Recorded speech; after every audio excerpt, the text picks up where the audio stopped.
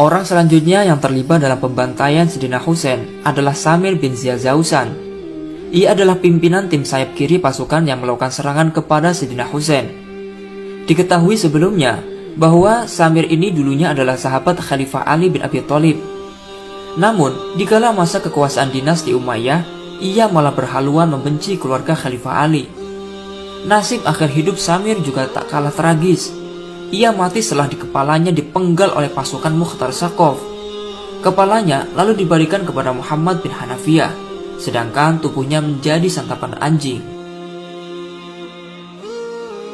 Orang yang terlibat dalam pembantaian Sayyidina Husain selanjutnya adalah Sinan bin Anas. Setelah Khalifah Yazid bin Muawiyah wafat, Sinan lalu merasa ketakutan. Ia lalu memilih bersembunyi sebab banyak orang yang tahu bahwasanya dialah pembunuh Sayyidina Husain. Dikabarkan juga bahwa Sinan bin Anas mati setelah dibunuh oleh pasukan Mukhtar Saqafi. Dan ada yang mengatakan juga bahwa Sinan bin Anas wafat ketika masa kepemerintahan Gubernur Hajjaj di Kufah. Kemudian, sosok yang terlibat dalam tragedi Karbala selanjutnya adalah Hurmala bin Kahil al-As'adi. Ia dikabarkan yang membunuh putra Sayyidina Husain yang masih berumur 6 bulan, yaitu Ali Asghar.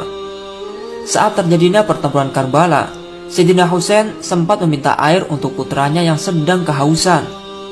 Namun biadabnya, Hurmala malah melesatkan anak panah ke leher bayi itu. Akhir hidup Hurmala bin Kahil juga mengalami kisah yang sangat tragis.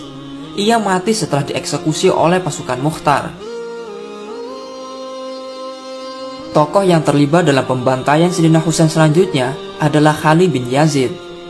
Dahulu, setelah kepala Sayyidina Husain dipenggal, ia lalu menyembunyikan kepala cucu Nabi itu di kompor rumahnya. Kelakuan biadab ini kemudian menghantarkan dia ke dalam tragedi yang tragis juga. Diketahui Khalid bin Yazid mati setelah dibunuh oleh pasukan Mukhtar Saqafi. Tidak hanya dibunuh, ia juga dibakar oleh pasukan Mukhtar Saqafi di depan rumahnya sendiri. Na'udzubillah min dzalik. Itulah kisah tragis akhir hidup orang-orang yang terlibat dalam pembantaian cucu Nabi Muhammad SAW di Karbala. Lihat betapa hinanya mereka di dunia. Hidupnya tidak tenang, dirundung kesalahan, dan berakhir dengan kematian tragis. Tentu kejadian-kejadian itu baru siksa yang terlihat di dunia saja. Belum lagi kelak ketika mereka sudah di akhirat. Mereka akan diminta pertanggungjawaban atas kezaliman mereka. Api-api neraka akan selalu menunggu para pendosa, orang-orang zalim, dan suka menumpahkan darah orang yang tidak bersalah. Kita sebagai umat muslim hendaknya selalu menghormati cucu dan zuriyah Nabi Muhammad SAW, karena di dalam tubuh mereka mengalir darah suci Nabi Muhammad SAW. Kisah Sayyidina Husain yang terjadi pada tanggal 10 Muharram ini tentu memberi pelajaran kepada kita agar selalu berada dalam jalan yang benar dan jangan suka menumpahkan darah orang yang tidak berdosa. Sayyidina Husain meski akhir hidupnya mengenaskan, namun di akhirat beliau telah disabdakan Nabi kelak menjadi pemimpinnya para pemuda-pemuda surga.